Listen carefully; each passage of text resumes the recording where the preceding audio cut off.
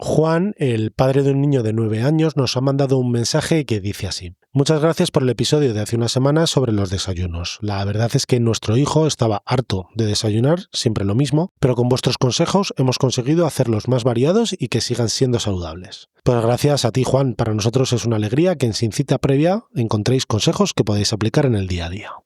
Aquí comienza Sin Cita Previa, con dos pediatras en casa, un podcast de Adeslas.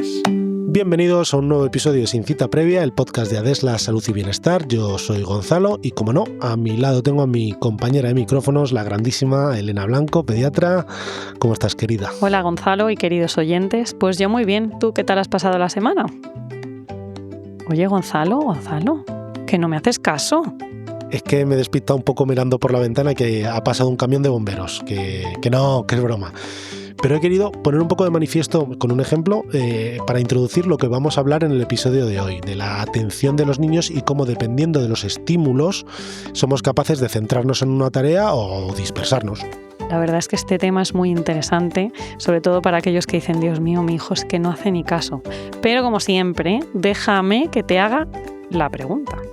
¿Es verdad que hasta los 6 o 7 años no podemos diagnosticar a un niño de déficit de atención e hiperactividad? Pues sí, es verdad que hacia los 5 o 6 años hay un salto cualitativo en la maduración cerebral. ¿Esto qué significa? Que si evaluamos muy pronto a un niño que presenta algunos síntomas compatibles con hiperactividad o de inatención, es probable que lo que le falte sea un poco de tiempo para dejar que su cerebro madure. Pero también es cierto que esos niños que ya con 7, 8 o 9 años que acaban siendo diagnosticados de un TDAH, pues ya presentaban esos síntomas cuando eran pequeños. En resumen, no te puedo dar una respuesta con un 100% de seguridad, ya que esto de la atención es mucho más complejo de lo que parece. Bueno, pues ya vamos a empezar con este tema tan interesante de la atención en los niños pequeños, y hay dos cosas que queríamos dejar patentes antes de empezar el desarrollo de... Disclaimer. Sí. Bueno, lo primero es que si estáis en este episodio buscando sobre el trastorno de déficit de atención y hiperactividad, deciros que este no es el adecuado, ya que vamos a hablar de la atención en general y cómo se desarrolla esta en las diferentes edades de la infancia.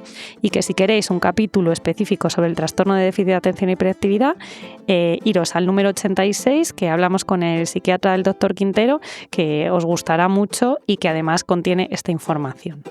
Y la segunda disclaimer, a ver, este episodio yo creo que va a ser muy interesante y está motivado porque a veces tenemos las quejas o los padres o los amigos nos cuentan que sus hijos por debajo de los 3 o 4 años es que es imposible que jueguen con él a algo, que se centren, que es imposible, ¿no? El niño está todo el rato que parece que pasa de una actividad a otra sin concentrarse absolutamente en nada. Pero bueno, como ya vamos a ir viendo, la atención es algo muy, muy, muy maduro al nacer y durante la infancia y hasta el final de la adolescencia pues no llega a estar completamente desarrollada, ¿vale? O sea que ese es el motivo por el que vamos a hacer ese episodio, que es de lo que vamos a hablar, ¿no?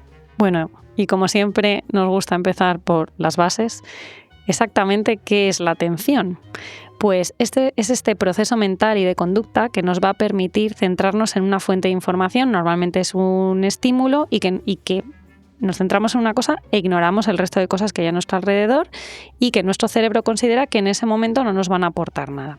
Un ejemplo sencillo: estamos viendo una película en casa y pasa alguien por delante. Si nuestra atención es plena, pues nuestro cerebro, aunque haya visto que pasa esa persona por delante, no se va a distraer y va a seguir en la tarea principal, que es la que nos pone el foco de atención, que es seguir viendo la película. Si estamos distraídos, pues lo vemos, nos fijamos la ropa que lleva o incluso le decimos: oye, no te pases por ahí que me molesta, y perdemos el hilo de la película. Así, de forma práctica, podemos decir que la atención es la capacidad que tiene nuestro cerebro para seleccionar, mantener y dirigir a la información que nos es relevante. Es decir, definitivamente es un filtro de la información que nos rodea, ya no solo de los estímulos, sino también para luego ejecutar una tarea, ¿vale? O sea que no lo entendéis todo sobre cómo la información que recibimos, sino también pues cuando hacemos una tarea requiere atención, ¿no?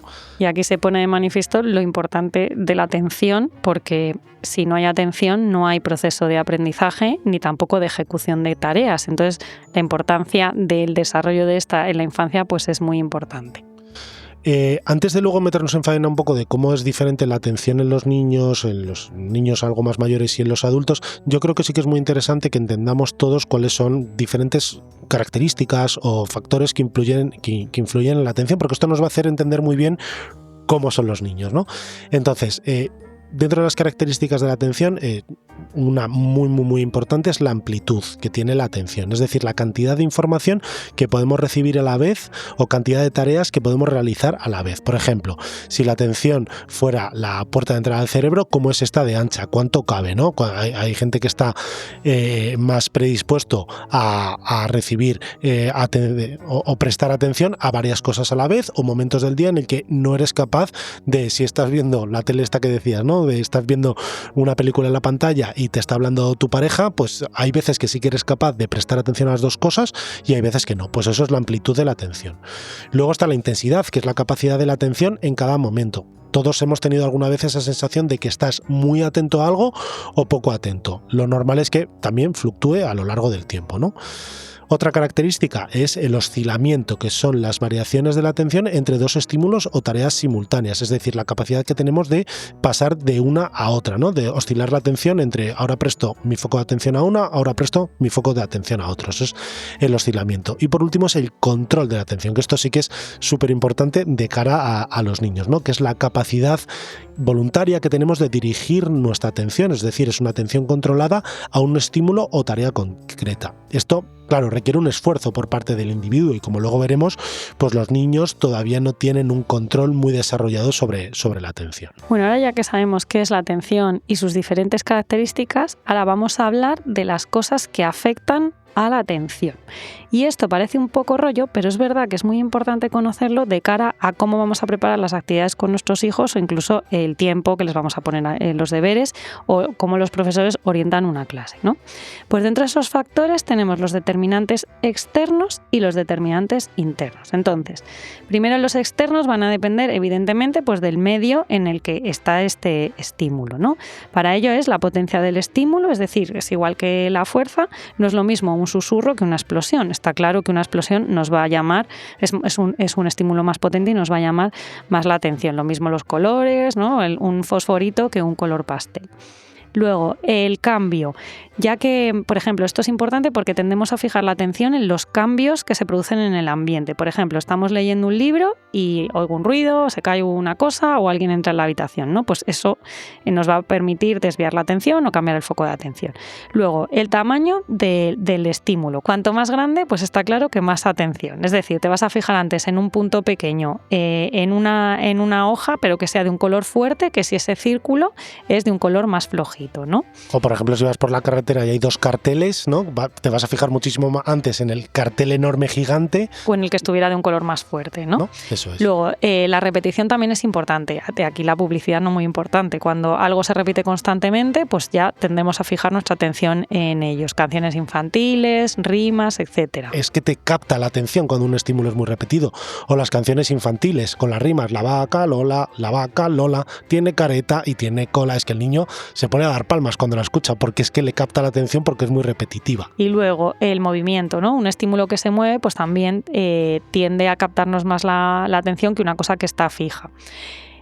Pues todos estos, ya la potencia, el cambio, el tamaño, la repetición y el movimiento son factores extrínsecos, determinantes externos que influyen en la atención. Y ahora vamos con los internos, que eso sí que van a depender de la persona y van a condicionar no solo la atención, sino el rendimiento que ponemos en la misma. Vale, pues por ejemplo, la emoción. Si algo nos emociona, esto suele captar muchísimo más nuestra atención. Por ejemplo, a un niño que le gustan mucho los dinosaurios, es mucho más probable que centre su atención si en la tarea hay dinosaurios que si no la tiene. O por ejemplo, en las películas, si nos gustan las películas de un tipo y nos ponen esa película, pues nos va a captar mucho más la atención que si es de otra forma. El estado orgánico de la propia persona, ¿no? La tendencia que tendemos a prestar más atención a aquello que nuestro cuerpo nos pide en ese momento. Por ejemplo, si tengo sed y veo un grifo, es como, me voy al grifo de agua porque tengo sed, ¿no? Presto atención en ese momento. Esto es muy importante en la publicidad también lo hacen, ¿no? De colocar a lo largo del día diferentes tipos de anuncios dependiendo del estado orgánico que creen que tiene esa persona en ese momento. El interés, ya lo hemos dicho, fundamental en los niños, prestan interés sobre todo a aquello, os prestan atención sobre todo a aquello que les interesa más, ¿no?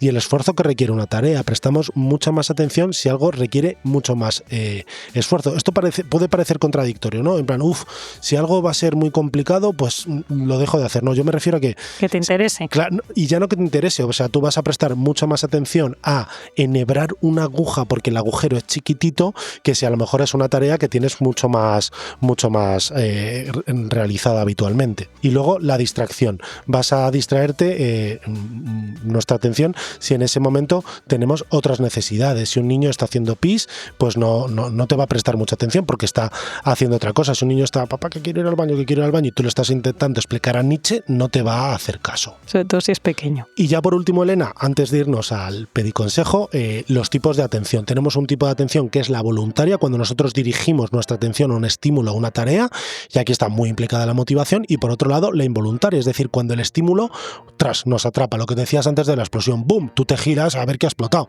No es una cosa voluntaria, es como que has girado la cabeza. Más tipos de atención, la atención selectiva, que es la capacidad que tenemos para dirigir la atención a una sola fuente de información. O sea, aunque tengamos muchas cosas, estamos solo fijándonos en lo que nos gusta. Estamos hablando de los dinosaurios, pues si está súper interesado y le decimos que se vaya a duchar, igual hasta ni escucha, ¿vale? Luego, la atención dividida, que es la capacidad de atender a dos estímulos o realizar dos tareas a la vez, y para ello nuestro cerebro divide sus recursos para prestar atención a ambas cosas. Evidentemente, hay más posibilidad de fallo, pero si hay procesos automatizados, pues mejora el rendimiento. O sea que, por ejemplo, si nosotros siempre vamos en el coche, vamos conduciendo y estamos acostumbrados a oír la radio, pues estamos haciendo dos cosas a la vez. Si lo hacemos todos los días, pues es más probable que baje la posibilidad de que dejemos de prestar atención a la conducción. Pero bueno, esto ya es la capacidad de cada niño. Es muy típico también, ¿no? Decimos, recoge los juguetes mientras está cantando una canción de recogida de juguetes. Dos tareas, ¿no? Cantar una canción y recoger juguetes, pero está muy automatizada la canción. Claro, así que no le requiere esfuerzo una cosa más que otra seguramente. Y luego la atención sostenida, que es la capacidad de mantener en el tiempo el estímulo que nos capta la atención y la tarea que tenemos que hacer sobre ella. Y esto es muy importante conocerlo, sobre todo en la infancia. Y como ahora veremos, pues todas estas características no son iguales en los niños que en los adultos, ya que la atención al nacer es prácticamente inexistente y debe madurar durante la infancia y la adolescencia para ser similar a la del adulto.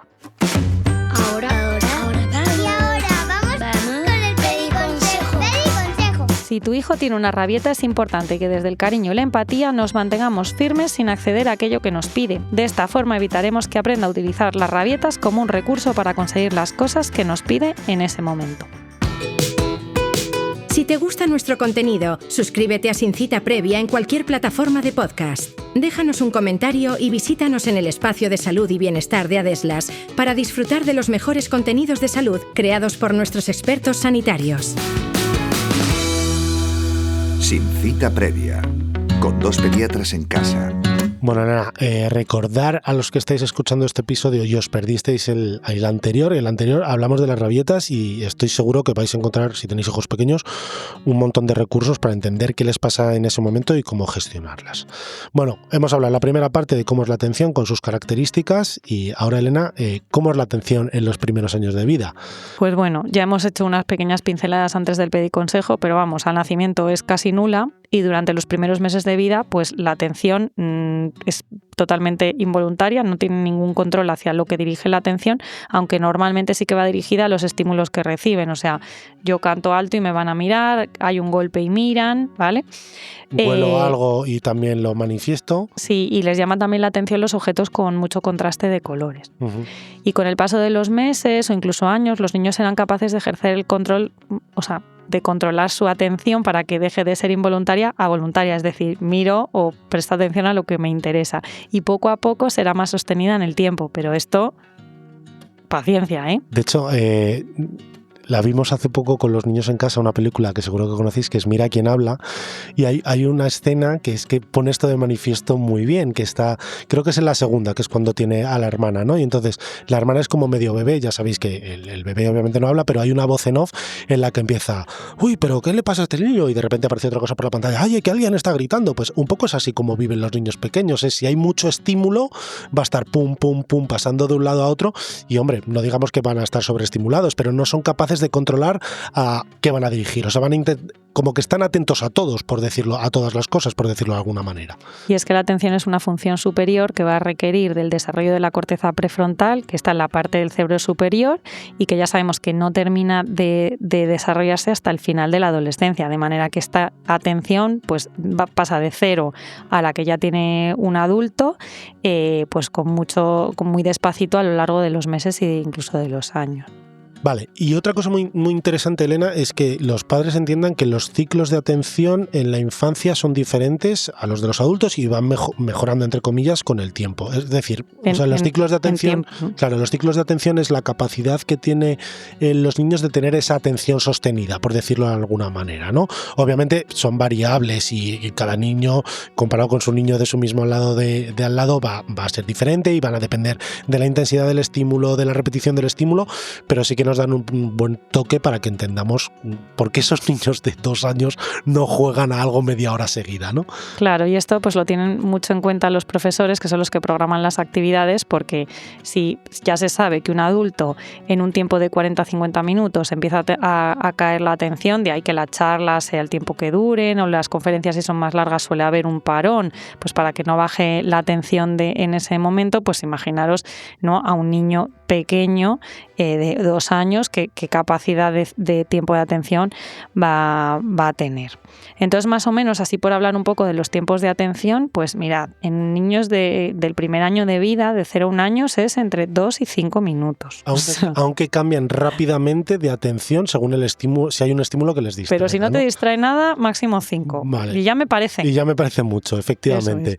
Entre el año y los 2 años se duplica, ¿no? De entre 4 y 10 minutos. Tercer año de vida, entre los 6 y 15 minutos. Fijaros, este año de vida, el tercer año de vida, que sería como el último del primer ciclo de infantil, esto es importantísimo para las escuelas infantiles. O sea, tú no pueden programar actividades que duren más de estos periodos de tiempo, porque es que si no los niños no les atienden. Entonces, esto lo tienen muy trabajados los maestros de infantil para hacer actividades que puedan dar respuesta a esos ciclos, ¿no? Y aunque se distraigan con facilidad, ya empieza un poco a surgir la atención voluntaria, de manera que si les interesa, pues son capaces de ampliar estos tiempos de atención.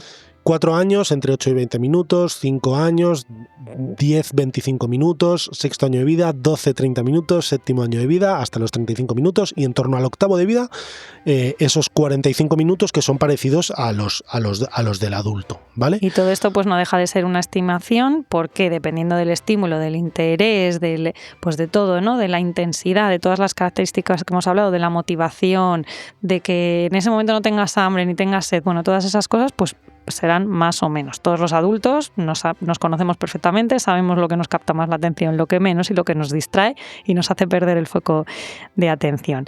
Y bueno, un poco por poner un ejemplo, si nos damos cuenta de la manera en la que están hechos los programas de televisión, las cosas que son para niños más pequeños son capítulos de 10-12 minutos escasos, para niños medianos amplían en torno a los 20 minutos, y para adultos pues los capítulos suelen durar mínimo 40 minutos y a veces incluso más. O sea, ahora con las plataformas casi nos vamos a la hora, pero los capítulos clásicos de los años 90, los típicos americanos, es que eran clavados 41 minutos y luego encajaba la publicidad por algún lado, pero es que eran de 41 minutos. Y esto también en los juegos de mesa, Elena, que nosotros siempre abogamos mucho por los juegos de mesa para estimular a los niños. Obviamente no puedes ponerle a jugar a un juego de mesa que dura 1 hora y media a un niño de 6 años, porque es que a los 20 minutos ya está harto. Entonces los juegos de mesa normalmente viene la edad recomendada y cuánto dura una partida. A lo mejor luego se juegan varias partidas seguidas, porque hay el estímulo de la recompensa y que fijen la atención, pero lo que es la partida en sí, claro, requiere ese ciclo de la atención para que lo tengáis en cuenta. Y bueno, todo esto, como comprenderéis, es clave para poder programar una buena actividad y sobre todo no exigir a los niños cosas de las que no son capaces, ¿no? Entonces es interesante entender que aunque una actividad tenga el mismo propósito, pero si tienen ciclos de atención cortos, podemos programar actividades que no tengan más allá de esa duración, pero por ejemplo que sean del mismo contenido. Por ejemplo, en una clase de matemáticas el profesor explica un concepto, las sumas, ¿no? Y después va a hacer una actividad que va sobre ellas. Dice, y ahora vamos a sumar cosas que hay en el aula. ¿Cuántos lapiceros? ¿Cuántos? ¿No? O sea, que en realidad va todo de lo mismo, pero son actividades separadas. Claro, y así focaliza el niño primero en atender la explicación de cómo se suma 2 más 2, para que lo entendáis, y luego focaliza la atención en la tarea de ejecutar otra cosa. Está explicando el mismo concepto, pero esto es al final lo que hacen los profesores. No se puede pasar, hoy la clase dura 45 minutos y te explico el 2 más 2 y el 3 más 3 y mañana practicamos. No, siempre están saltando en esas actividades para aprovechar esos ciclos de atención de los niños. ¿Y hay algo que podamos hacer los adultos para mejorar la atención de los niños? Pues a ver, como todo en el desarrollo, aunque de forma natural todos vamos a ganar en capacidad, pues se puede entrenar la atención, ¿no? Hay actividades que van a estimular esto, ¿no? Al final, si una actividad le interesa al niño, va a ser mucho más probable que haga esa atención sostenida de la que hemos hablado antes, y esto le va a ayudar a practicar en la atención sostenida. Un ejemplo típico, pues al que le encantan los dinosaurios y juega mucho con ellos, pues pero con otras actividades no es capaz de llegar al mismo grado de atención, pues a lo mejor podemos ir a ver una película con dinosaurios, ¿no? Entonces eso sí que le va a estimular para entrenarse, entre comillas, a practicar, a ir al cine, que sabemos que tiene que son tiempos muy largos lo que dura una película. Y luego, ojo, porque hay estímulos que son muy fuertes y que están diseñados para atraer nuestra atención, ¿no? Sobre todo esto lo sabe muy bien el marketing. Son cosas que no que están hechos de una forma, unos colores, una manera que nos atrae. Pues lo que hemos dicho antes, ¿no? Si es ruidoso, si tiene mucho contraste, si es muy grande, cambia, es repetitivo, vamos. Y esto lo vemos mucho en las pantallas o en las aplicaciones, claro. Pues te capta la atención y te atrapa. Claro, pero esto el problema es que no lo hacen. No es el método de la atención voluntaria, sino que es gracias a la fuerza de estímulo. Y ahí lo tenemos que tener muy de acuerdo, ¿no? O sea, muy en cuenta, porque cuando exponemos a pantallas a un niño pequeño, que ya sabemos que no están recomendadas por debajo de los 2 años, o incluso ahora ya hacia los 6, pero decimos, no, es que es con lo único que se queda quieto, claro. Y además no está practicando la atención, simplemente le está atrayendo y en ese momento está dejando de hacer otras cosas, pues por eso las pantallas no te van a entrenar nunca a mejorar la atención. A diferencia de un libro, que al final un libro no deja de ser un papel con letras, ¿vale? Pero claro, te requiere una atención suficiente como para entender lo que estás leyendo y extraer esa información de lo que estás leyendo, imaginártelo y poder sacar el bagaje de lo que te quieren contar, ¿no? Entonces, leer un libro sí que te va a entrenar en la atención sostenida. Sí, pero tiene que ser un libro que te interese, ¿no? También. Claro, ¿no? Y adecuado a su edad, ¿no? Claro. Por eso a los niños pequeños les leemos cuentos, los niños un poco más mayores tienen libros con algo de ilustraciones y luego llega un momento en que los adultos pues normalmente no necesitamos ilustraciones para leer, ¿no? O sea que por eso hay dibujos en los libros de niños de 7 o 8 años también. Y luego más cosas que podemos hacer, pues minimizar las distracciones. Importantísimo, claro. Que como hemos visto, pues en los niños muy pequeños la atención es mucho más débil y se puede perder si hay estímulos que no tienen que ver con la actividad que estamos haciendo, ¿no? Pues hacerlo en un entorno agradable, que no haga ni mucho frío ni mucho calor, que no haya otras cosas que nos distraigan y luego no solo en la infancia, pero especialmente importante en la infancia, que un niño o un adolescente estudie con la música puesta o con la tele encendida, pues entendemos ahí que hay varios estímulos que pueden hacer que perdamos la capacidad de atención en lo que tengamos que hacer, que en ese momento pues va a ser estudiar. ¿Vale? O que deje el móvil al lado de la mesa, o sea, eso es un distractor absoluto, o sea, si tiene que estudiar y tiene el móvil al lado, su atención no está centrada plenamente en lo que tiene que hacer y al final, aunque no le estén escribiendo, pero está como, a ver si me han escrito, tal, pues mejor que no tengan ese tipo de cosas, ¿no? Al control parental. Y bueno, cosas que podemos hacer con ellos, juegos, actividades que van a requerir la atención, pues juegos de mesa, ¿vale? Que hay que utilizarlos según edad porque influye mucho el interés de quien lo realiza y luego adecuados, por ejemplo, lo que duran las partidas, pues están hechos a diferentes edades y que sea sobre todo un tema que les pueda interesar. Y luego respecto a las películas... Sí, esto lo he puesto yo porque a mí me encanta el cine, yo creo que ya lo habéis visto en algún episodio. Claro, películas largas, un niño no va al cine por primera vez y aguanta 1 hora y media si no se ha entrenado previamente en eso, ¿no? Sí es verdad que cuando vas al cine hay otros determinantes, ¿no? Hay motivación porque voy con la familia. El sonido está muy fuerte. El sonido está fuerte, apaga la luz, hay otras personas, vamos a ir al cine con los primos. Entonces, a lo mejor es más fácil que atiendan una película más larga. Pero claro, lo que no podemos pretender es que si nunca le hemos puesto una película a nuestros hijos en casa y solo han visto pues de vez en cuando algunos capítulos y cortos, ¿no? De esos sobreestimulados, por decirlo de alguna manera, que vayamos al cine por primera vez y a la media hora no te digan, papá, ¿cuándo nos vamos a casa? Que eso lo hemos visto y ocurre frecuentemente. Así que yo os animo a, pues en vez de poner 3 capítulos seguidos de esos que les gusta, a lo mejor ponerle una película, obviamente para un público infantil o un público que tenga una película adaptada a vuestro hijo, pero que sea más larga, verla en 2 veces, ¿no? 40 minutos y 40 minutos, y así vamos entrenando la atención sostenida. Y ya por último, pues bueno, la lectura tiene que ser libros adecuados a su edad, de temas que les puedan interesar y bueno, todos los días un poquito para fomentar la lectura y el amor por ella. Va a captar mucho el interés por la lectura. Y yo os animo a seguir leyendo libros a vuestros hijos cuando se hacen un poco más mayores. Pasamos de la época de leerles cuentos a que ya lean solos ellos antes de acostarse. Yo os animo a leerles libros más largos, leer unas páginas cada día, El Hobbit, por ejemplo, a vuestros hijos, que eso sigue estimulándoles la atención sostenida y el desarrollo del lenguaje. Y ahora, unos consejitos. Toma nota. Que no te olvides. La atención es el proceso cerebral que nos permite focalizarnos en un estímulo o una tarea sin distraernos en el resto de las cosas que pasan a nuestro alrededor. Al nacimiento, la atención es muy escasa e involuntaria, dominada por los estímulos que nos rodean. Poco a poco, los ciclos de atención crecen durante la infancia y ésta se vuelve más selectiva y voluntaria. Para mejorar la atención es fundamental evitar distracciones que no aporten a la actividad, así como la parte motivacional que ésta tiene.